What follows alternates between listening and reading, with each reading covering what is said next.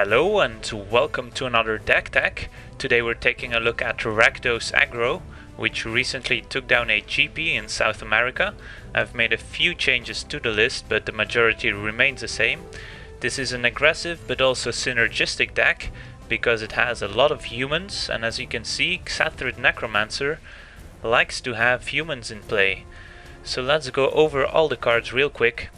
In the 1-drop slot we have Tormented Hero and Rakdos Aggro.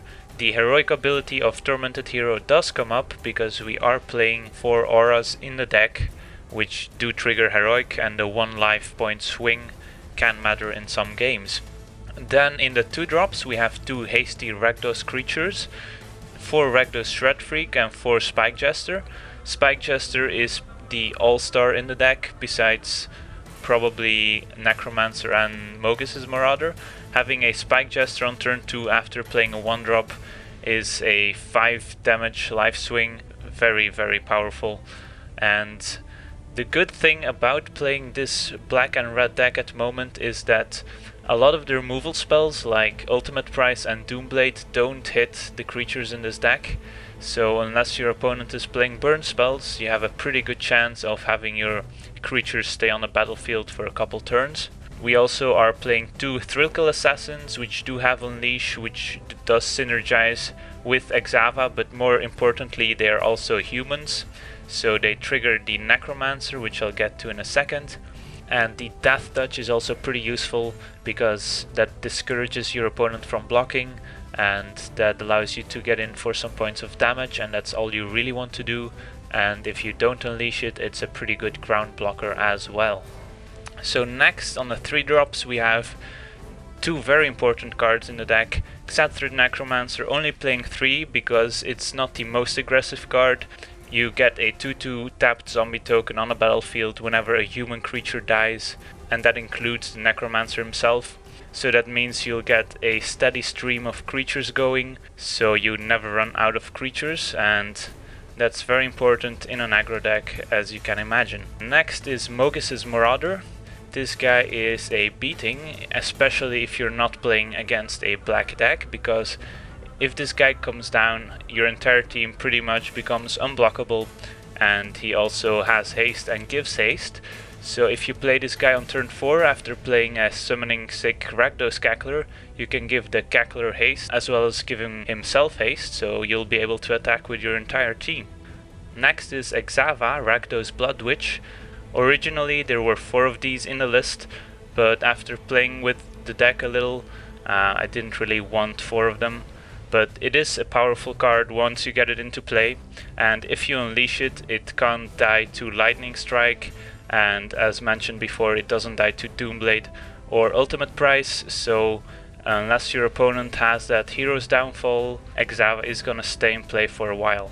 Now let's take a look at the non-creature spells. We are playing 2 Thoughtseize in the main deck, as we are mainly a black deck. Casting a Thoughtseize next to a 1-drop on turn 2, or just casting a Thoughtseize when you're curving out and have a spare mana. Taking away that key spell that they need in the early game is very important. Next is Doomblade, only running 1, but we have 2 in the sideboard, just because the mono black devotion decks are pretty popular, so you don't really want to have a dead card. And 4 Lightning Strikes just goes to the face, goes to Planeswalkers, kills creatures like Nightveil Spectre, which can be annoying, so a very good card. And next is another way to get your creatures through, because if you have a 3-power creature sitting on a battlefield that can't attack into your opponent's creatures, then that's very annoying. So Madcap Skills is a way to get around that. As with all auras, there's a risk to running these, but if your opponent is dead on turn 4, then that doesn't really matter. And as mentioned before, not a lot of removal spells can deal with your creatures, so Madcap Skills is a pretty powerful card at the moment. Let's take a look at the mana base. We are running 10 Swamps and 8 Mountains because we're mainly black, and 4 Blood Crypts, no tapped lands in the deck for obvious reasons. You want to be able to play your 1-drop on turn 1 and your 2-drop on turn 2 and so on, so having tapped lands is not a good idea. Now let's go over to the sideboard where we have 2 Dark Betrayal. This is mainly for the mono black devotion decks. It can also hit cards like Obzedat, a cheap removal spell that hits a lot of creatures in the metagame right now.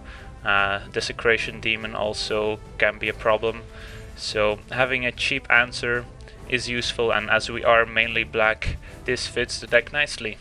And as mentioned earlier, 2 extra Doomblades when you're playing against the non-black decks, 2 Dreadbores for the control matches where there's a lot of planeswalkers, or just if you need more removal to take care of creatures where your other removal isn't quite as effective. 1 Mizzy Mortars, mainly for Blood Baron of Vizkopa. You usually aren't overloading this, but it can happen, so don't forget it. Then for the control matchups we have 2 more Thoughtseize, a Xathrid Necromancer if our opponent is playing a lot of removal spells, and we also have 1 Erebos, which comes in against any deck that is trying to gain life in some way. And then finally we have 2 Burning Earth, which comes in mostly against the Esper control decks, but it can also come in against Jund or Junk, which play a lot of dual lands. And finally, for the mono red or white weenie matchups, we have 2 Pharika's Cure, which is very good because not only does it take care of annoying little creatures, but it also gains you life, which is all you really want when you are racing your opponent. And if this Rakdos Aggro deck does become popular, having this Pharika's Cure in your sideboard is a huge upside. Alright, now I want to show you a little bit of gameplay of the deck. This was a post-sideboard gameplay after winning game 1 pretty easily. We're playing against a mono-black devotion deck, splashing green for mainly Abrupt Decay. We're the player on top of the screen, and as you can see we keep a pretty decent hand with 1 drop into Spike Jester, which is all you really want to do. And there we see an attack for 5 damage on turn 2.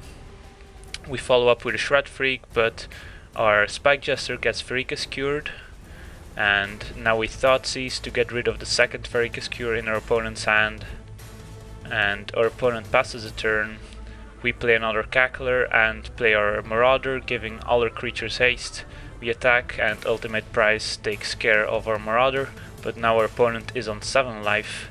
We attack, an Abrupt Decay and a Dark Betrayal hits our Cackler. Now our opponent has a Pack Rat in play. We play out our Marauder and the Shred Freak trades with the Pack Rat. Our opponent now has a Nightveiled Spectre into play, which is annoying. So we now cast our Necromancer and our Shred Freak, all humans, so we get 2 damage in and get a zombie token into play. And our opponent had a Pack Rat, but we top decked a Mizzy Mortars, which was enough to finish the game. So I want to thank you for watching. I hope you enjoyed this deck tag, and as always, have a nice day.